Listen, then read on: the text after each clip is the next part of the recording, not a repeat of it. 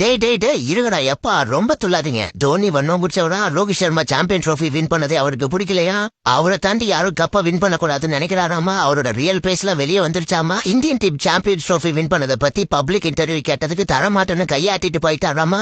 இன்னும் வேற என்ன வன்மலா இருக்குது, வாங்க கதறுங்க. இந்த வீடியோ கீழே தோனியை பத்தி தப்பா பேசி எவனாவது வந்து கதறுவீங்கல்ல, கதறவன் எவனா ஒருத்த கடைசியா MS தோனி பப்ளிக் இன்டர்வியூ எப்ப கொடுத்தாருன்றத கொஞ்சம் காட்டுறீங்களா? அந்த மனுஷன் எங்க போறா, எதுக்கு போறா, எதை பத்தியுமே தெரியாத பப்ளிக் இன்டர்வியூ கேட்டதுக்கு தான் அந்த மனுஷன் கையை காமிச்சு போயிருக்காரு.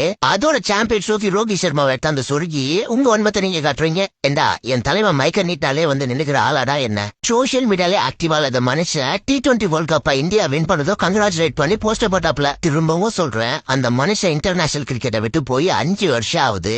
இன்னமும் அந்த ஆளை ஏதாச்சும் பண்ணணும்னு கதறீங்கன்னா அந்த ஆள் எந்த மாதிரி சமம் பண்ணிட்டு போயிருக்கணும். டேய் பொழப்ப பாருங்கடா. சரி, அவனுங்க தடுக்கிறானுங்க மயிலாண்டிங்க, நீங்க சப்ஸ்கிரைப் பண்ணிட்டு போயிருங்கடா. ஏப்பா வீடியோ நிறைய பேர் பாக்குறீங்க, சப்ஸ்கிரைப் பண்ணிட்டு பார்த்தா யாருக்கும் ஹெல்ப்ஃபுல்லா இருக்கும் மக்களே.